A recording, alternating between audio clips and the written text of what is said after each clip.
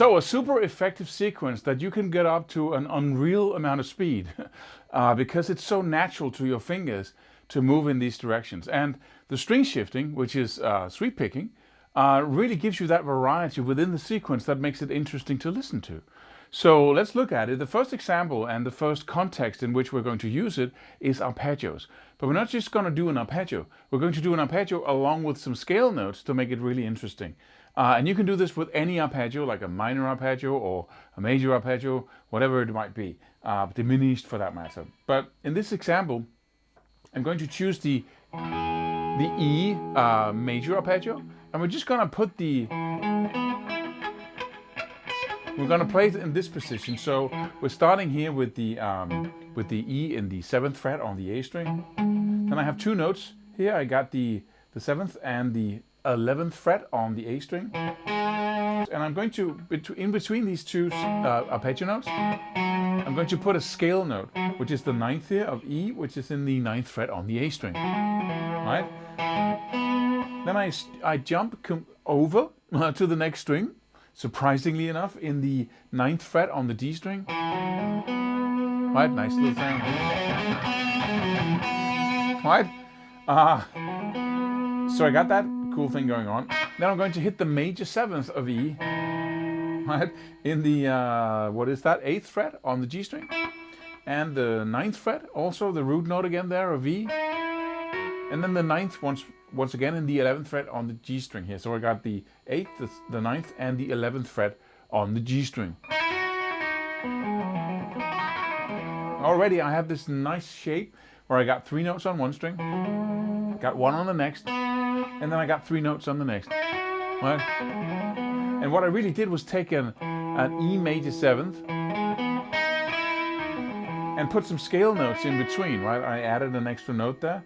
On the G string as well. So let's jump to the next note in the arpeggio. We have the 9th fret on the B string, right? A lonely note, so no more other notes on that theme. Then the 7th fret on the high E string and the 11th fret. We're going to put in a scale note in between there in the 9th fret. See, we can just play that up and down. That's really quite nice. I can pick the first note, hammer on the next, hammer on the next, right? Then pick the note with a downstroke in the 9th fret on the D string. Then go directly with a downstroke down to the 8th fret on the G string. And then hammer on the 9th and hammer on the 11th. That gives me this. And all I did was start it off by picking the first note, hammer on, and then downstroke, a little sweep picking motion there. And then I hammer on in the 9th and the 11th. Then I go to the next string. Pick that note with a downstroke in the 9th fret on the B string and go directly to another downstroke or the same downstroke in the 7th fret on the high E string. Then I can hammer on to the 9th, hammer on to the 11th, pull off again down to the 9th, and pull off down again to the 7th. And then go 2 upstrokes now, 9 B string, 9, 11th fret G string, and then pull off down to 9, pull off down to 8, and then 2 upstrokes again, right, on your way down in the arpeggio. We're just going up and down. 9th fret upstroke, D string, upstroke in the 11th fret again, or the same upstroke, pull off, and now if you want to repeat, you don't have to pick the first note because it's already pulled off, and then I just hammer on again. It sounds like this.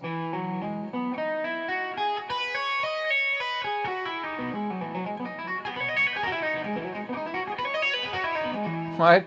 So a really neat way of playing an arpeggio and adding some spice to it by filling in the notes in between. I have basically a 2-1-2 shape. Right, and then I just fill in some notes from the scale and it gives this really great sound. You can use that for a lot of different purposes. But I promised you a sequence that was really fast, right? And it sounds like this. Right? And that you can achieve even more speed with that because you've got these 2 sweep picking motions that are, you can do that and it's really fast, right? So you just need to control it basically, but getting it fast is relatively easy. That string shift, right? But so what we do is I'm just picking the first note and hammering on to the next note, hammering on to the 3rd note. So I got 7, pick the 7th, hammer on to 9th, hammer on to 11th, and pull off again.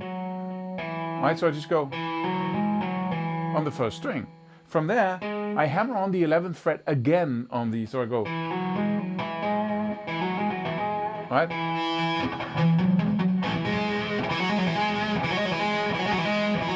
And because your fingers are really good at doing this, right, a wavy up and down movement, one after the other, that sequence, you can get that up to the maximum speed that your body can do anything, basically, or your fingers can do anything, really easily. And when I say really easily, it doesn't mean that it takes no practice. It just means that try picking that with alternate picking, or try producing these notes, like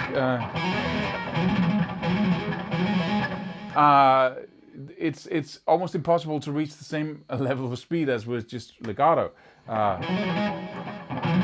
The speed isn't everything, Claus. No, I know, but now we're talking speed, right? So we're talking something, not everything. But right, and then I have two strings, two notes with sweep picking. So I hit the 9th fret on the D string with a downstroke, and continue that downstroke down to the 8th fret on the G string. So from here, that note, that is also a string with 3 notes on it. So I'm just gonna go like I did down here, right? Then I have basically that lonely note is just being picked with a downstroke, and then I start off the next part of the sequence also with a downstroke.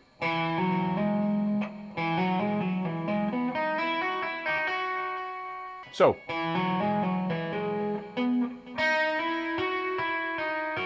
right, and then I pick the note in the 9th fret on the B string. Let me just play that for you slowly on the middle string. It's just basically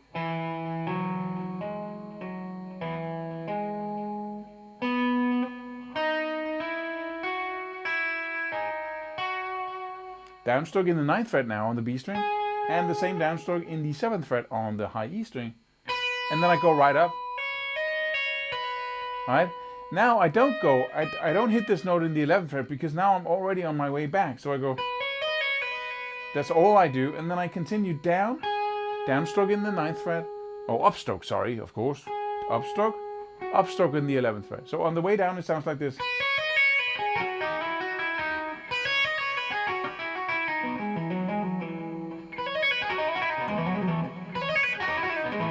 Right? So I go, when I hit that the first time, then I go up in the 9th, up in the 11th fret on the G string, pull off directly down to the 8th fret, and then play up and down. Alright, so I go.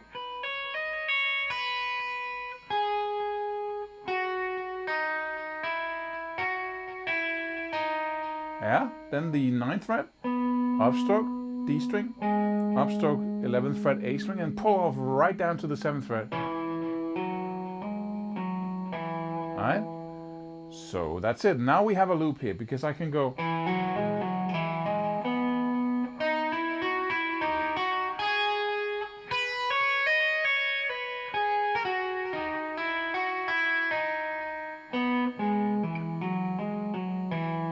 And from here I can just go hit the 11th fret right on. So basically when I return I go. Now I already did the motion, so I'm just going to hit the 11th fret and continue in the other direction. So now we have something that is completely out of time.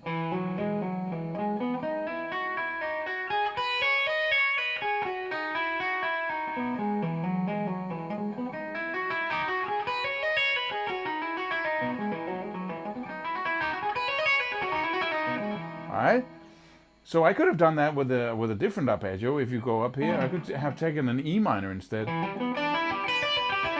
Just a quick example. I won't tap this out, just to show you that, E, we got the 7th and the 10th if it's an E minor 7th arpeggio. Right, then we got the 9th on the D string, lonely note. Then I got 2 notes here on the G string in the 7th and the 9th fret. Then I got the 8th fret on the B string. Then the 7th and the 10th fret on the high E string. All right. If I want to put a note in between from the scale, I will do that. 7, 9, 10. This is lonely, so nothing there. Then I can put a chromatic in between these two because there is no scale note in between. I could just reach for the 11th and just put a scale note on top of my arpeggio interval here. So I get lonely note, And then I put a scale note in between here.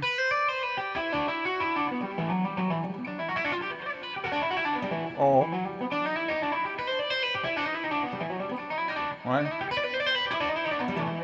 So it's a really nice movement to get good at. And in the next video, we're going to look at how to use this in a blues scale context, and also how to create some crazy pentatonic runs with the same sequence. So look forward to that. See you in the next video.